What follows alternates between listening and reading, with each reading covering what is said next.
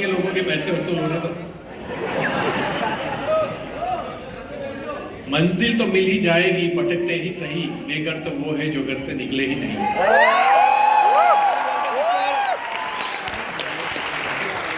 और आप जितने भी लोग पहले जो लोग खड़े उनके लिए तालियां बजा दीजिए, क्योंकि ये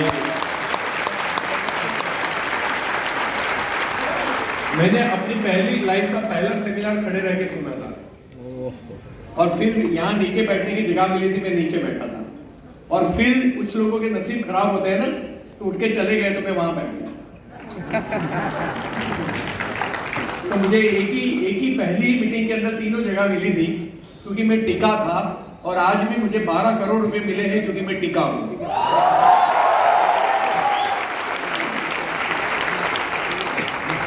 Thank you so very much. Thank you so much, everyone. Thank you so much, entire Modi Care management, Mr. Sami Modi, entire मेरी जो भी अपलाइन है, डॉक्टर सुरेखा भार्गव मैम, मेरी एंटायर टीम, एंड आप सभी लोगों का प्यार जो हमें जिंदा रखता है। तो thank you so much all of you. और मेरा नाम अल्पेश हसमुख भाई गज्जर है। मेरा नाम अल्पेश गज्जर है। हसमुख भाई मेरे पिता का नाम है, और हमारे वहाँ पिता का नाम बड़े गर्व से लेते हैं। आज मेरे पापा और मम्मी दोनों इस सृष्टि में हयात नहीं है, मेरे दिलों में जिंदा है। 3 महीने पहले मेरे मम्मी का देहांत हुआ है, 24 अप्रैल, जब मेरी बर्थडे थी। और मतलब ये जिनके पास माँ बाप है ना, वैल्यू कीजिएगा प्लीज, उनकी गलतियां मत निकालिएगा। जो हमें पैदा करते हैं ना, उनकी गलती नहीं निकाली जाती। तो बुजुर्ग होते हैं तो थोड़ी एक दिमाग भी एज के हिसाब से काम करता है, लेकिन प्लीज रिस्पेक्ट देम। ये बहुत इंपॉर्टेंट है। हम जो कुछ भी है, आज मैं जो कुछ भी हूँ, मैंने भगवान को नहीं देखा। हम मंदिर जरूर जाते हैं, हम आस्था रखते हैं, हम भगवानों में बिलीव करते हैं, लेकिन कभी देखा नहीं है। लेकिन मेरे माँ बाप हैं जिनका जब साया जब तक मेरे पास था, मैंने कभी लाइफ में ग्रोथ में पीछे मुड़ के नहीं देखा। मैंने उनकी कभी रिस्पेक्ट नीचे नहीं आने दी। मैं किसी भी, चाहे चढ़ाव में था, चाहे उतार में था, मेरी लाइफ में ऐसा भी टाइम था जब 1.5 करोड़ का कर्जा था, 14 बैंकों ने केसेस किए थे मेरे ऊपर, summons, warrant, non available warrant. हम 3 भाई हैं, मम्मी पापा की responsibility by grace of God मुझे मिली, उनकी सेवा करने का सौभाग्य मुझे प्राप्त हुआ। और मैंने उस वक्त भी नहीं छोड़ा था जब मैं 1.5 करोड़ कर्जे में था, मेरी 1 रुपये इनकम नहीं था, तब भी मैंने अपनी रिस्पॉन्सिबिलिटी निभाई। रिस्पॉन्सिबिलिटी निभाने वाले बहाने नहीं बनाते, और बहाने बनाने वाले कभी रिस्पॉन्सिबिलिटी नहीं निभाते। और यही चीज पैसे कमाने में लागू होती है। तो एनीवे, मैं मोदी केयर के साथ 21 अगस्त 2013 से जी रहा हूँ। लगभग 8.5 साल मुझे मोदी केयर के साथ हो चुके हैं। मेरी ज्वाइनिंग, डेट ऑफ ज्वाइनिंग है 21 अगस्त 2013। लेकिन अगर आप ज्वाइन है तो आपको पैसा नहीं आएगा, क्योंकि ज्वाइन KYC आधार कार्ड लिंक पे लगा देने से हो जाता है, लेकिन बिजनेस को स्टार्ट करना पड़ता है। एंड हमने ऑलवेज सुना है कि धंधा कभी चलता नहीं है, धंधा चलाना पड़ता है। तो आपको धंधा चलाना पड़ेगा, धक्का मारना पड़ेगा। मेरी लाइफ में कुछ चीजें, बेसिक फंडा बड़े क्लियर थे। दैट्स व्हाई मैं कभी भी किसी फील्ड में पीछे नहीं रहा। और उसका रीजन ये था कि मैंने बचपन से एक चीज जान ली थी कि सफल होने के लिए जो चीजें करनी पड़ती है, या जो सीखनी पड़ती है, वो मैं सीखूंगा। बात खत्म। चाहे वो स्टेज पे बात करनी हो, चाहे किसी को कन्विंस करना हो, चाहे प्रोडक्ट का नॉलेज हो, चाहे घर घर जाके दरवाजे खटखटाने हो, चाहे रिजेक्शन को फेस करने की ताकत अंदर डालनी हो। तो ये सारी चीजें मैंने अपनी लाइफ में डेवलप की। मेरी लाइफ में एक चीज बड़ी क्लियर है कि मैं सीख नहीं, मुझे नहीं आता, ये सच है, लेकिन मैं सीख नहीं सकता, ये गलत है। मुझे नहीं आता, ये सच है, लेकिन मैं सीख नहीं सकता, ये गलत है। इसीलिए आपको देखो, जहां पे आप आज बैठे हो ना, वो मेरा कल था। जैसे मैंने आप लोगों को बताया, आप जहां खड़े हो वो मेरा कल था। लेकिन आज जहां मैं खड़ा हूं, अगर आपने चाहा, आपने ठाना, तो वो आपका कल हो सकता है। यहां से यहां का सफर आप जितना समझ रहे हो उतना कठिन भी नहीं है, और यहां से यहां का सफर आप जितना समझ रहे हो उतना आसान भी नहीं है। ये दोनों चीज दिमाग में डालना। तो फियर, डरने की आवश्यकता नहीं है, एक दृढ़ निश्चय शक्ति चाहिए आपके अंदर। खैर, बहुत सारे लोगों ने, जैसे मेरे 8.5 साल मुझे इस मोदी केयर के साथ होगा, 9 साल कंप्लीट हो जाएंगे। टोटल मेरी ग्रोस इनकम 12 करोड़ हुई है। मैं इवन अपने पीपीटी में अभी सर को रिक्वेस्ट किया है कि वो पीपीटी में डाल देना, पिछले 5 साल के 26 केयर्स डालते हो ना आप लोग, ये इनकम टैक्स डिपार्टमेंट में जनरेट होता है। आईटी डिपार्टमेंट की वेबसाइट पे आपको मिलता है। जब आप अपना पैन कार्ड इन करते हो तो उसको बोलते हैं 26 AS। जो LIC के एजेंट होंगे उनको पता होगा। ये मेरे 5 साल के आपके लिए मैं लेके आया हूँ। पिछले 5 साल की मेरी इनकम है 8 करोड़ 44 लाख रुपए। तो अब कई लोग पहले तो ये बाजू में मार के ये बोलेंगे कि सच में सच बोल रहा है, ठीक है, तो इसलिए मैं प्रूफ लेके आया हूं। तो यहां तो ये बात आपकी खत्म हो गई कि मैं सच बोल रहा हूं कि नहीं। उसके बाद सेकंड नंबर आता है इसका नसीब अच्छा है। आया ना? देखो मैं आपको शॉर्टकट बताता हूं नसीब वाला बनने का। बनना है आपको? सबसे शॉर्टेस्ट वे है, अगर आपको नसीबदार बनना है ना, आप सफल बन जाइए, पूरी दुनिया आपको नसीबदार वाला बोलेगी। सक्सेस लोगों को नसीब वाला बोला जाता है। If you want to be a like lucky man, lucky woman, तो आपको सफल बनना पड़ेगा।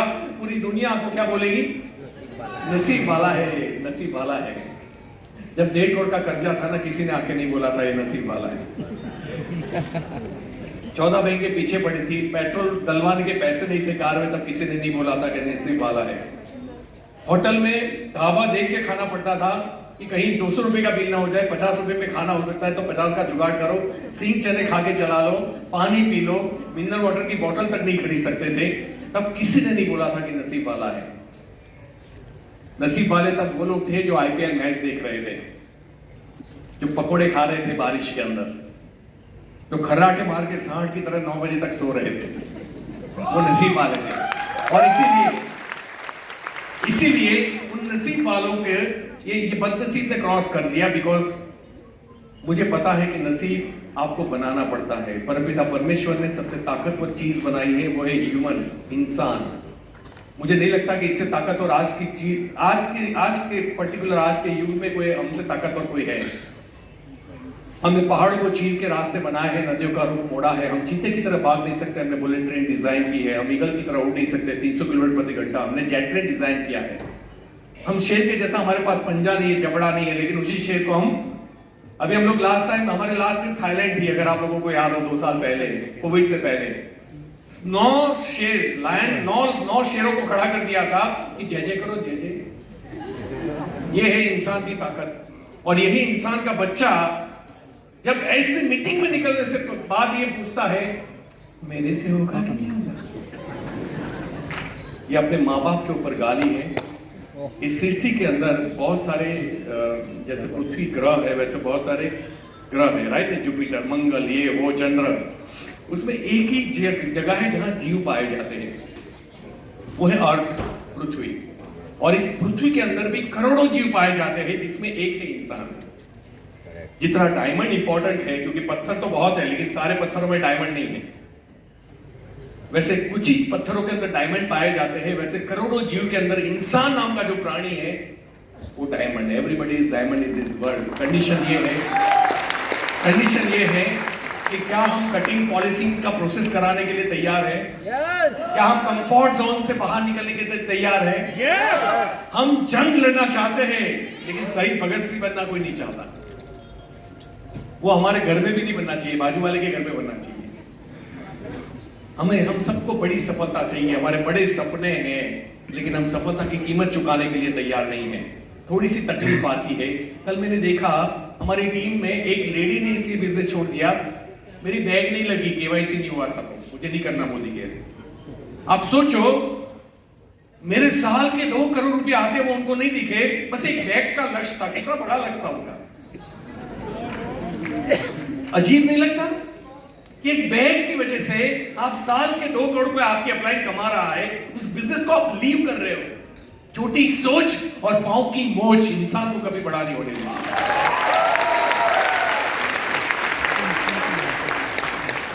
तो नसीब अच्छा है कि जब पूरी दुनिया बिजनेस छोड़ के जा रही थी, तब मैंने मोदी केयर को समझा और मोदी केयर को पकड़ के रखा।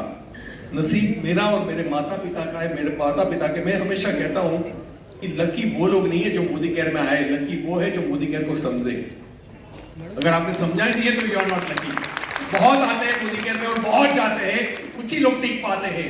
लोग बोलते हैं ना, आपके मोदी केयर में कितने लोग पैसा कमाते हैं? भैया, मोदी केयर में जितने लोग मेहनत करते हैं वो सारे पैसे कमाते हैं, तो टिक के रहते हैं वो सारे पैसे बनते हैं। कमाते हैं, जिनके अंदर लीडरशिप के गुण होते हैं या वो डेवलप करते हैं, वो सारे पैसे कमाते हैं।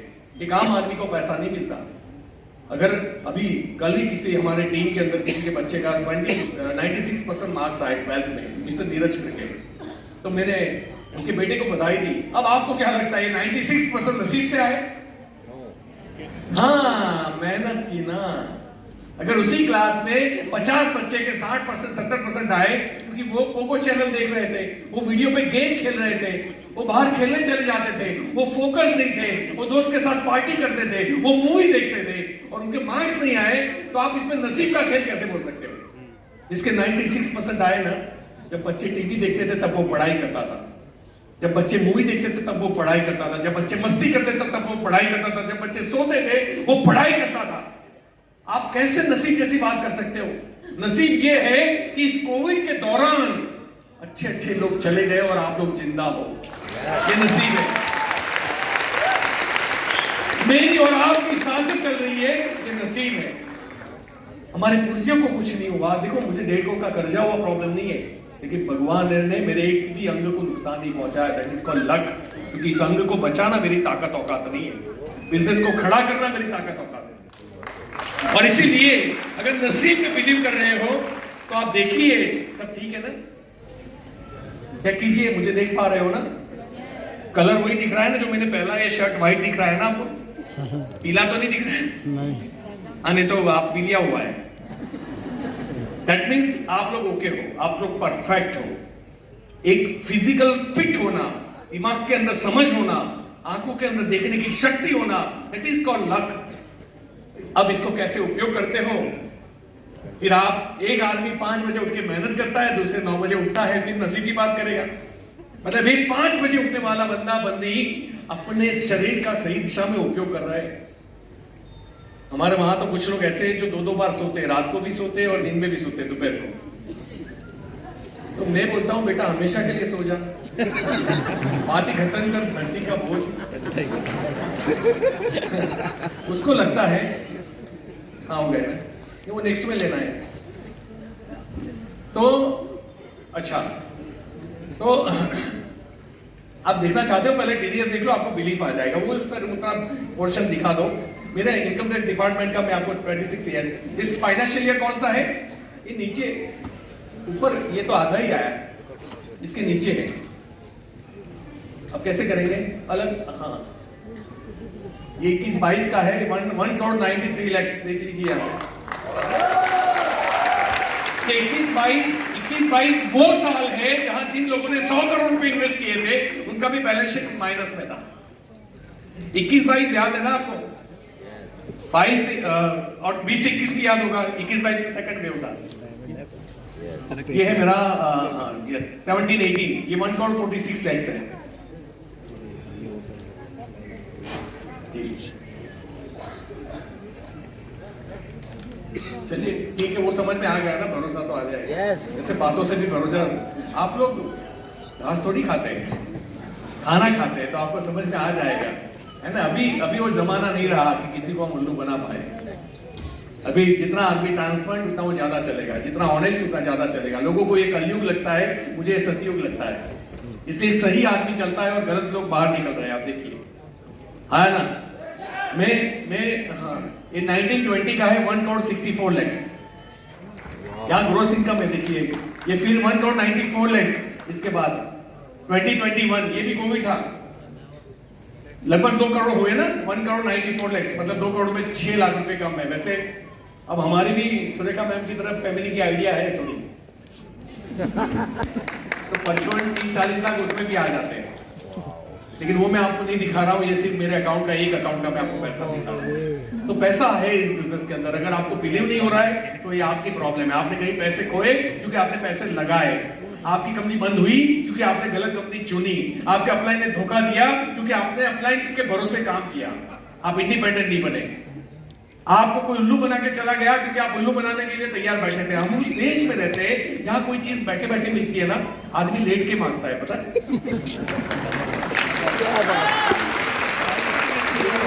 तो अगर मैं आपके घर आऊंगा, डेमो मेमो दिखाऊंगा, तो देख के प्रोडक्ट तो अच्छे लगेंगे मोदी केयर के, लेकिन बैक ऑफ द माइंड एक चीज जरूर जाएगी, साला मैं जुड़ूंगा तो मुझे भी मदारी के खेल करने पड़ेंगे। This is not our cup of T, ये मेरे टाइप का धंधा नहीं है, ये मुझे सूट नहीं करता। कई लोग बोलते हैं कि ये मेरे टाइप का नहीं, मतलब तेरे टाइप का क्या है, बता ना। टैक्स चोरी करना गवर्नमेंट में है, आदमियों का खून चूसना, एम्प्लॉय की तरक्की रोकना, ये तेरे काम का है। यहाँ हम लोगों की तरक्की कराते हैं। सिर्फ देखो, मैंने 4 कारें खरीदी जैगुआर के साथ में, 4 कार मैंने मोदी घर से खरीदी, लेकिन मेरी टीम में 400 कार आ चुकी है। 2 मर्सिडीज है, BMW है, ऑडी है, जैगुआर है, सब कुछ है, सारे ब्रांड्स आ चुके हैं। अब सोचिए कितना अच्छा फील होता है जब आप लोगों को ग्रोथ देते हैं, और आप इसको बोलते हैं this not our cup of T. ये हमारे टाइप का धंधा नहीं है क्या? लोगों की उन्नति, लोगों की आजादी, ये आपका काम नहीं है? अच्छा, 100 करोड़ का एक अच्छा बिल्डर हम जयपुर में लेके आए हमारे, तो वो पैसे कमा लेगा, एक अच्छे सौदे से वो 5-10 करोड़ रुपए कमा लेगा, लेकिन क्या वो स्टेज के ऊपर इतने कॉन्फिडेंस से बात कर पाएंगे? नहीं। ये पर्सनालिटी मुझे किसने दी? मोदी कहते थे। ये बिजनेस के जो हिडन फ्रूट्स है ना, आप लोग सोच भी नहीं सकते। ये वही अल्पेश गज्जर है, जब 10, 20, 25 लोगों के सामने खड़ा हुआ था ना, पांव थिरकते थे, लगता था भूकंप चल रहा है।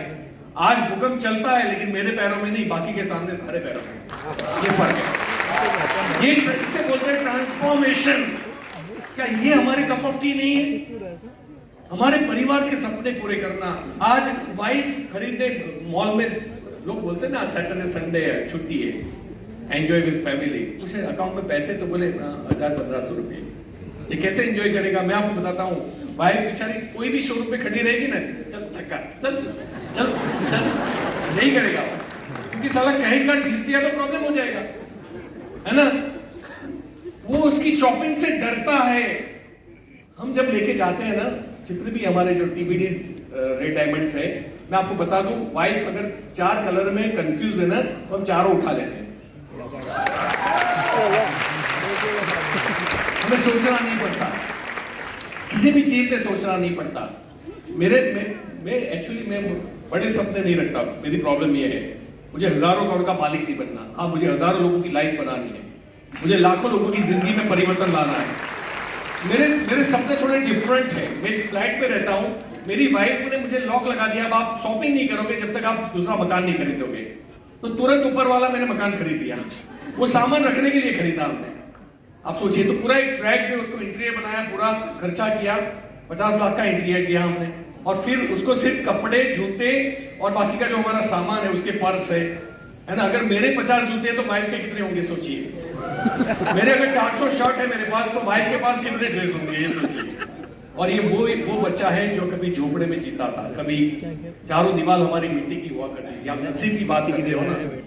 मैं अपनी लाइफ में सफलता के लिए जो आदमी के पास एलिजिबिलिटी होनी चाहिए, सामाजिक व्यू से, मेरे व्यू से नहीं, मेरे व्यू से मैं अभी आपको दिखाऊंगा कि what is eligibility of success.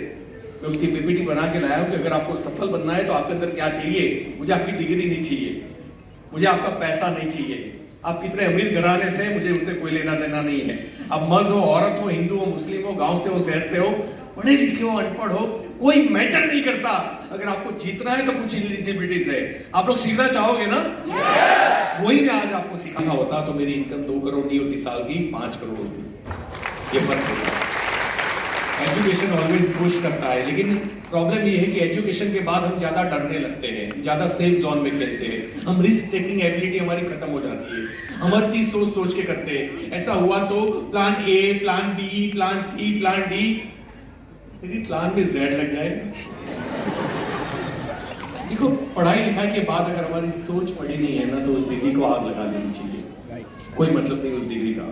क्योंकि मैं इंसान की एमआरपी, मैं एमआरपी समझते हो ना, मैक्सिमम रिटेल प्राइस, मैं इंसान की एमआरपी उसकी पढ़ाई को नहीं, उसकी जात को नहीं, उसके बैकग्राउंड को नहीं, उसके पैसों को नहीं, उसकी ताकत को नहीं, उसकी फिजिकल स्ट्रेंथ को नहीं, मैं इंसान की एमआरपी उसकी थॉट प्रोसेस को मानता हूं। सोच जितनी बड़ी होगी, जीत उतनी बड़ी होगी। यहां प्रॉब्लम ये, हम सोचने से भी डरते हैं। इनकम टैक्स डिपार्टमेंट के टीडीएस देखने के बाद भी बाजू वाले को हाथ मारेगा, अपने को तो एक किया जाए तो बहुत हो गया कल्याण। सारी मीटिंग का सत्यानाश, अरे ऐसी बड़ी बड़ी मीटिंग अटेंड करने के बाद आदमी बाहर जाके पूछता है, पता है क्या, 70% भरोसा आ गया। इस 70% भरोसा क्या होता है? 80% भरोसा, 90% अब ट्रस्ट आ गया। भैया या तो तुझे ट्रस्ट आना चाहिए आज के बाद, या तो नहीं आना चाहिए, हमें दोनों में कोई प्रॉब्लम नहीं, लेकिन वो 99 नहीं होना चाहिए। कभी सुना कि कोई अपनी बीवी को लेके गया डॉक्टर के पास, आपकी बीवी 90% प्रेग्नेंट है, या तो है या तो नहीं है। दुख की बात है कि यहाँ आज भी आधे, देखो आधा अधूरा आदमी दुनिया में किसी भी जंग में जाएगा ना, वो फेल होके वापस आएगा। सही बात है। अगर हमारे अंदर कॉन्फिडेंस नहीं है कि मैं कुछ भी हो जाए मैं भी 2 करोड़ रुपया लेके छोड़ूंगा, अगर ये आपके अंदर जीत रहा है ना, तब आप जीतोगे। 2 करोड़ आने से पहले 2 करोड़ का कॉन्फिडेंस आना चाहिए। 2 करोड़ आने से पहले 2 करोड़ का माइंडसेट होना चाहिए। 2 करोड़ आने से पहले 2 करोड़ वाली बॉडी लैंग्वेज होनी चाहिए। यहाँ तो पोस्चर ही आधा थका हुआ है। दो ना, प्लीज मेरे लिए करो ना। भीख मांगते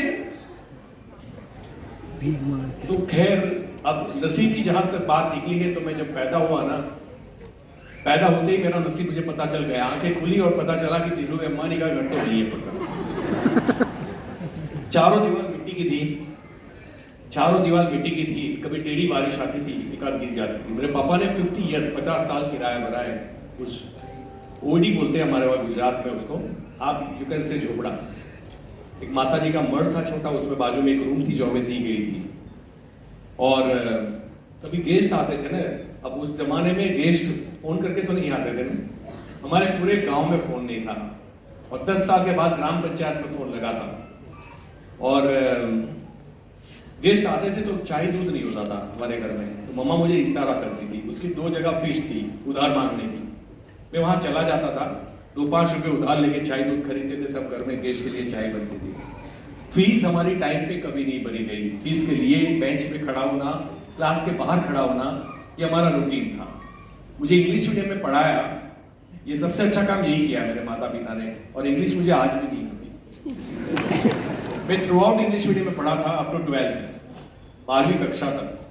और हमारे गांव में तो देहाती लैंग्वेज थी, इवन मेरी गुजराती भी साफ नहीं थी। हिंदी तो बहुत दूर की बात है, इंग्लिश बहुत दूर की बात है।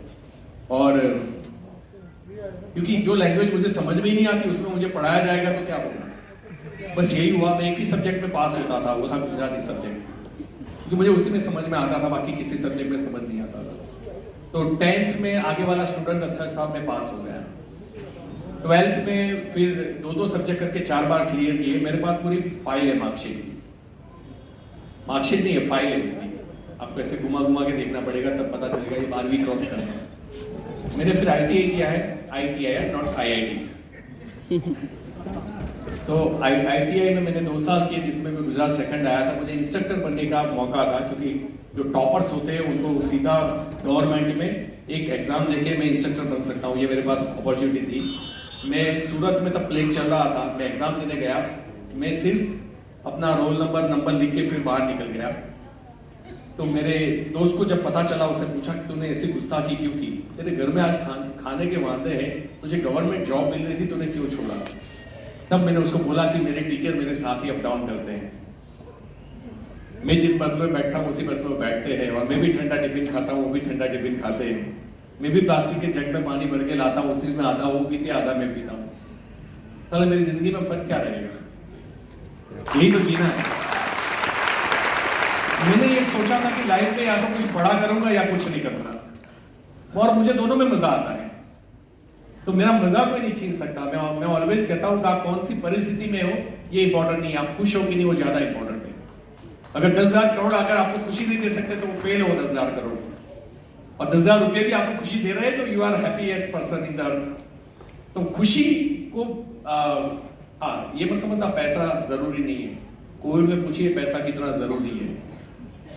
उन्हीं को बेड मिले, उन्हीं को ऑक्सीजन मिले जिनके पास पैसे थे, ये आप सबको पता है ना। मुझे अच्छा नहीं लगता ऐसे मौके पे ये बातें करना, लेकिन कहने के मतलब ये है कि पैसा बहुत इंपॉर्टेंट है। मुझे किसी राजकोट के एक सेमिनार में अंकल ने पूछा था कि आप लोग पैसा करते हो, क्या पैसे से किसी की जिंदगी आप जिंदा कर सकते हो, किसी को मरे हो तो? ऐसे नो, मैं जिंदा नहीं कर सकता, लेकिन जो मर रहा है उसको बचा जरूर सकते हैं। ये है पैसे की ताकत। बच्चे को अच्छा एजुकेशन दे सकते हैं, है ना।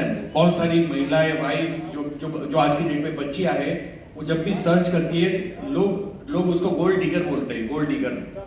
तो गोल्ड डिगर नहीं होती वो लड़कियां। कोई भी लड़की जब किसी को चाहती है तो बैकग्राउंड तो चेक करेगी कि नहीं करेगी। अगर प्यार ही करना है तो साला अमीर से क्यों ना करे। प्रॉब्लम है उसमें, मतलब गरीब को करेगी तो वो अच्छी लड़की है, ऐसा कोई लिखा है कि हमारे पुराण में, तो देखना चाहिए उसमें कौन सी बड़ी प्रॉब्लम है। तो वो जो सपने देख के आती है, आज हमारे देश में आपको पता है कि लोगों को बिजनेस करने में शर्म आती है, गलत आदतों के अंदर शर्म नहीं आती। बच्चा कौन सी स्कूल में पढ़ रहा है, शर्म नहीं आती। किसी की बच्ची को ब्याह करके लाए, तुझे रानी बना के राज करवाऊंगा। अरे रानी नहीं, नौकरानी बन जाती है ना। मुझे एक जोक्स याद आता है, बड़ा आपको भी मजा आएगा, कि एक काम वाली बाई थी, मेड थी, उसने सेठ से शादी कर ली जहाँ पे वो काम कर रही थी। तो लोगों को लगा कि इसकी तो लाइफ बन गई, साला सेठ के साथ शादी हो गई। अब कुछ 2-5 साल के बाद उसकी सहेली मिली रास्ते में, जब वो सब्जी मार्केट गई थी। वाह वाह वाह, तेरी लाइफ तो जबरदस्त सेट हो गई होगी। नहीं, बोले क्या सेट? तो बोले तू तो लहर कर रही होगी। बोले कैसे लहर? पहले तो काम करने के पैसे भी मिला करते थे, अब वो भी नहीं मिलते। तो ये शर्म की बात है जब हम किसी को ये लाइफ देते हैं कि आपकी एक ड्यूटी है, बच्चे बड़े करना आपकी ड्यूटी है, और 2 टाइम का खाना हम आपको दे देंगे क्योंकि आपने शादी की है। तो ये बात नहीं हुई। सपने पूरे करने ये हमारी फर्ज में आता है। देखो, मैं राजस्थान में हूँ और राजस्थान की ऊर्जा और पॉजिटिविटी इतनी है कि पूरे वर्ल्ड को चकित कर सकती है। यहाँ की कहानियां, यहाँ के राजा,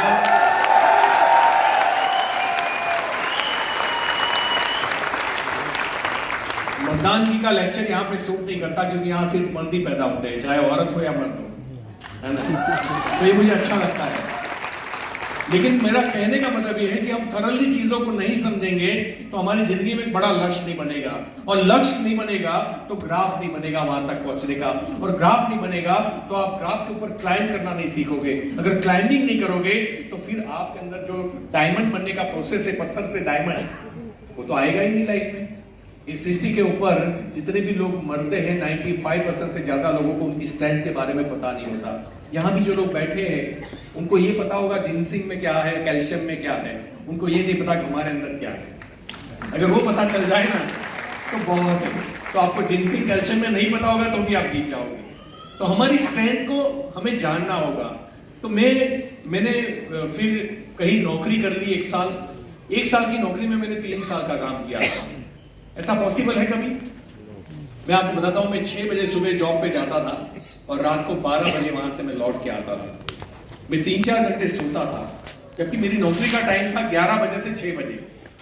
मैं चाहता तो मैं रिपोर्टिंग कर सकता था टाइम पे और रिपोर्टिंग निकाल सकता था। ओनरशिप जो है ना, वो मेरे ब्लड में थी। मैं उस कंपनी जहां पे मैं जॉब करता था, मुझे लग रहा था ये मेरी कंपनी है। उस कंपनी के प्रॉब्लम्स मुझे अपने प्रॉब्लम्स लगते थे। आप सोचिए, तो वो जो रिस्पॉन्सिबिलिटी लेने का जो मेरा नजरिया था, मेरी मम्मा भी मुझे गुस्सा होकर बोलती थी क्योंकि हमारी बस नहीं होती थी। जब मैं एक छोटे से वर्सोला गांव में रहता था तो एक आखिरी बस आती थी 6:45-7 बजे। तो 7 बजे के बाद बस नहीं है, तो 12 बजे में क्या करूंगा? 12 बजे में शहर के बाद नडियाद में जॉब करता था। नडियाद से चलता हुआ 3 किलोमीटर जाता था। रेत भर के रात के जो खनन वाली ट्रकें जाती है उसको हाथ करता था, उसके अंदर बैठता था, उसको ₹1-2 देता था, उतरता था। स्ट्रीट लाइट नहीं होती थी, गटर लाइन नहीं होती थी गांव के अंदर। तो जितने लोगों ने कपड़े बर्तन धोए हुए हैं वो सारा पानी रास्ते में होता था। तो छपाक छपाक छपाक रात को अंधेरे में इतना मेरा पैंट खराब करके मैं घर पे पहुंचता था। मम्मा मुझे बोलती थी कि बेटा, तेरा सेठ तुझे बंगलो बना के नहीं देगा। लेकिन मेरी मम्मा को ये नहीं पता था कि मेरी ये फितरत मुझे बंगलो बना के देगी। और इसीलिए ओनरशिप, मतलब आज की डेट में कौन सा काम मैं कर लूं, अगर ये भावना हमारे अंदर नहीं है, ये तेरा काम है, ये उसका काम है, ये उसका काम है। आदमी अभी तक एसिड नहीं बना, ईडी नहीं बना, वो इतना बड़ा लीडर बन जाता है, ये तेरा रोल है। अरे उसका कोई रोल नहीं है।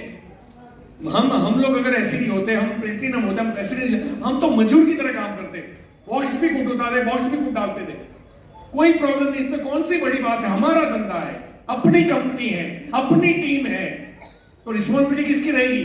और जो ज्यादा काम करेगा वही तो ज्यादा निखरेगा। आपको अगर ये फील होता है कि मैं थोड़ी डिफरेंट बातें कर रहा हूं क्योंकि मैंने जिंदगी जी है, मैंने ठोकरें खाई है, मैंने चैलेंजेस को फेस किया है, मैं बार बार रोते हुए अपलाइन की तरफ भागा नहीं हूं, मैं बार बार कंपनी को कंप्लेन करने के लिए भागा नहीं हूं। आज मुझे 9 साल कंप्लीट हो जाएंगे इस कंपनी को। 9 साल में मेरा एक मेल नहीं है कंपनी को कंप्लेन के लिए, नॉट अ सिंगल मेल कि मेरे साथ ये गलत हुआ या कंपनी ने गलत किया। और ना ही मैं कभी कंपनी को सजेशन देता हूं। भैया मैंने और आपने पैसे नहीं लगाए, जिस आदमी ने 1000 करोड़ रुपए लगाए हैं ना, वो मुझे और मुझसे और आपसे ज्यादा बेटर जान सकता है, तो हम उसके भरोसे रह सकते हैं। अगर वो कुछ चेंज कर रहा है तो अच्छे के लिए कर रहा है। 1000 करोड़ लगाने के बाद कोई डुबाने के लिए चेंज थोड़ी करेगा। आप लोग और मेरे लोग बिजनेस छोड़ दे, दैट्स व्हाई वो थोड़ी चेंज करेंगे, नॉट एट ऑल।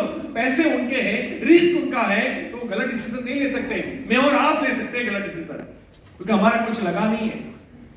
खैर मैंने उस जॉब से फिर मैंने सोच लिया कि अब जॉब नहीं करनी है।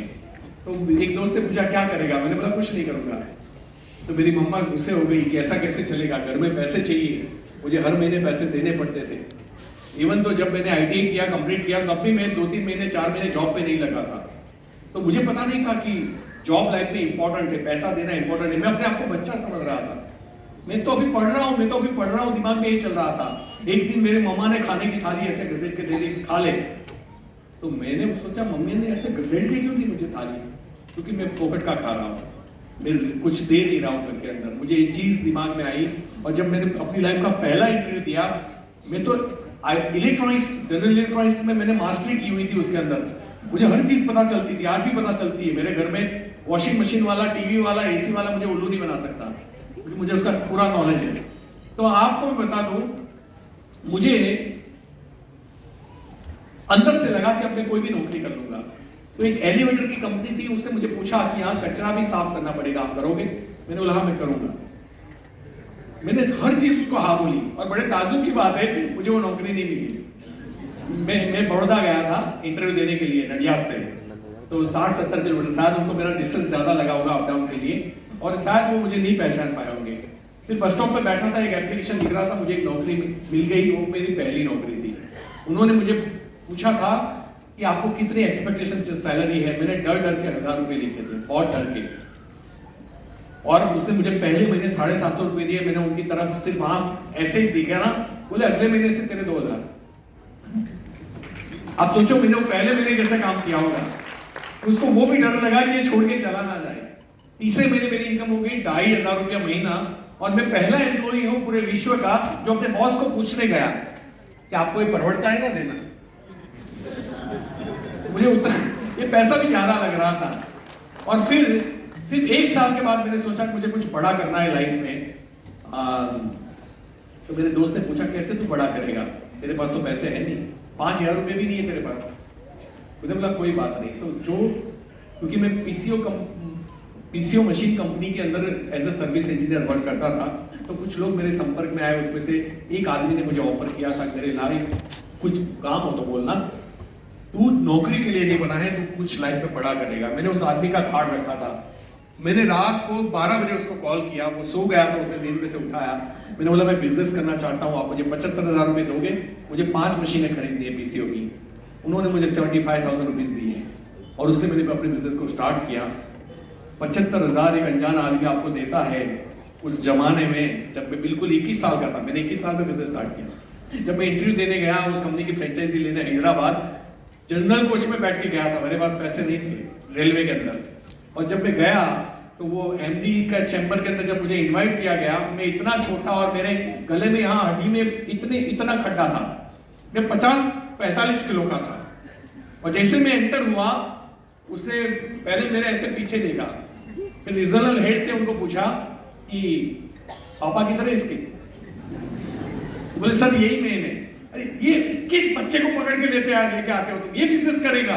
मैंने बोला सर आप मुझे टारगेट दीजिए 1 महीने का, अगर मैं कंप्लीट नहीं कर पाया तो आप मेरा डिस्ट्रीब्यूटरशिप कैंसिल कर देना। 1 महीने की कंडीशन पे मुझे 12 या 13 मशीन बेचने का टारगेट दिया गया। मैंने पहले महीने, यहाँ चमड़ी निकल गई थी धूप में, बजाज सुपर, और पेट्रोल तो बार बार खत्म होता था, नहीं हम टेढ़ा करते थे, फिर ऊपर लेना। और लाइट बंद रात को ट्रक के पीछे चलाना, ये सब कर लिया मैंने। एक महीने में रोज के 300 किलोमीटर में ड्राइव करता था, रोज के 10 लोगों को कम से कम मिलता था, और मैंने 51 मशीन बेचे पहले महीने में। और मेरी लाइफ में लग्जरी स्टार्ट हुई। जो आदमी एक महीने पहले जनरल कोच में गया था, उसको फ्लाइट की टिकट भेजी गई कि आ जाओ भैया, तुम करते कैसे हो, बाकी के सबको भी सिखाओ। तो वो जुनून था। और फिर मैंने कभी पीछे मुड़ के नहीं देखा। मैंने बड़ौदा में 3 ऑफिस खरीदे, नडियाद में ऑफिस खरीदा, मैंने मकान खरीदा, मैंने कार खरीदी, मैंने शादी कर ली। मतलब सोना, मेरी वाइफ को शौक है, उसका नाम भी सोना ही है। तो फिर हम गोल्ड भी लेते रहे। ये गोल्ड बहुत काम में आया मेरी लाइफ में जब मेरा पूरा वक्त आया। उसके बाद में मुझे नहीं लगता था मैं कभी डायरेक्ट सेलिंग करूंगा। मैं आपको सच बताता हूँ, मैं मटेरियली नहीं हूँ डायरेक्ट सेलिंग का, मेरा स्वभाव भी थोड़ा डिफरेंट है। मैं आज भी फ्लाइट में आता जाता हूँ ना, तो बाजू वाला 2 बार हंसता है तो मैं एक ही बार हंसता हूँ। ये मेरा एवरेज है। तो इतना रिजर्व नेचर का हूँ मैं मिलनसार नहीं हूँ कि तुरंत किसी के साथ, अनजान के साथ मिल जाऊँ। हाँ, एक बार इंट्रोडक्शन हो गया तो दोस्ती जल्दी हो जाती है, क्योंकि लोग प्योरिटी पसंद करते हैं। और मुझे झूठ बोलना सही में नहीं आता, मैं आपको बताऊँ, मुझे झूठ बोलना आता ही नहीं है। मुझे हर चीज लपेट के करनी है। अगर कोई अगर एक मेरी राउंड फिगर इनकम बोलता है, तब भी मैं अपनी सच्ची इनकम आके बोल देता हूँ, भले उसके पीछे झूठ लगे। क्योंकि मेरी जो इनकम है मैं वही बताऊंगा, अदरवाइज मैं नहीं बताऊंगा। मुझे जो इसलिए मैंने आपके सामने सारी चीजें बता दी कि भैया मेरी इतनी इनकम है। खैर,